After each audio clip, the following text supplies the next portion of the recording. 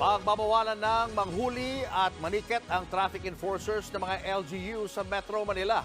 Alinsunod yan sa utos ng Korte Suprema. Pero problema yan sa MMDA dahil kulang daw sila sa mga tauhan. Nasa frontline ng balitang yan si Elaine Fulencio. Bilang na raw ang araw na pwedeng maniket at manguha ng lisensya ng traffic violators ang mga local traffic enforcers sa Metro Manila. Ipinawalang bisa na ng Korte Suprema ang ordinansa ng 15 LGU sa NCR na nagbibigay sa kanila ng kapangyarihang mag-issue ng Ordinance Violation Receipts o OVR.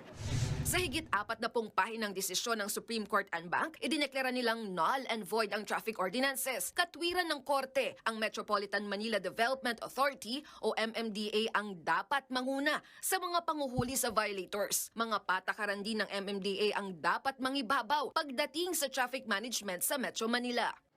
Taong 2006 pa pinitisyon ng ilang tsuper at operator ang ticketing system ng mga LGU. Ang desisyong yan ay pagbaliktad sa naunang magkahiwalay na desisyon ng Court of Appeals noong 2012 at 2013. Doon kinikilala na legal at constitutional ang LGU ordinances. Bukod naman dyan, nakasaad din sa resolusyon ng Korte Suprema na mas makakabuti kung ipatupad na lang ang single ticketing system ng MMDA sa panguhuli ng mga motorista. Kabubuo lang nito noong 2023 na nagtatakda ng iisang halaga ng multa at listahan ng violation sa buong Metro Manila. Pag-aaralan muna ng MMDA ang desisyon ng Korte Suprema, lalo't pwede pa raw itong iapila ng mga lokal na pamahalaan.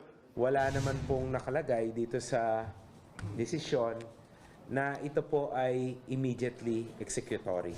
Pero ngayon pa lang, aminado silang mapipilayan oras na tuluyan ng pagbawalang manghuli ang local traffic enforcers. Ayon sa MMDA, hindi sapat ang bilang ng kanilang traffic enforcer para magmando sa buong Metro Manila. Kaya ang isa sa mga nakikita nilang solusyon ay i-deputize ang mga local traffic enforcer sa Metro Manila.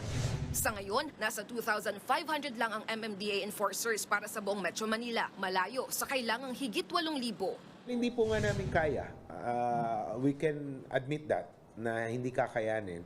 Yung sa mga major roads nga lamang with the suspension ng NCAP, yung pong mga karsada na sa jurisdiction namin, including mabuhay lanes, hindi po namin kayang bantayan dahil napakahaba po niyan. So kailangan po talaga namin ang tulong ng mga local traffic enforcers. Ayon sa ahensya, handa silang mag-deputize ng traffic enforcers pero kailangan nilang dumaan sa training at maipasa ang pagsusulit bago mabigyan ng kapangyarihang manikit. Pero nilinaw ng MMDA na pwede pang manikit ang mga local traffic enforcer lalo't hindi pa pinal ang desisyon. Sa susunod na linggo, nakatakdang magpulong ang MMDA at LGU. Nagbabalita mula sa Frontline, Elaine Fulgencio, News 5.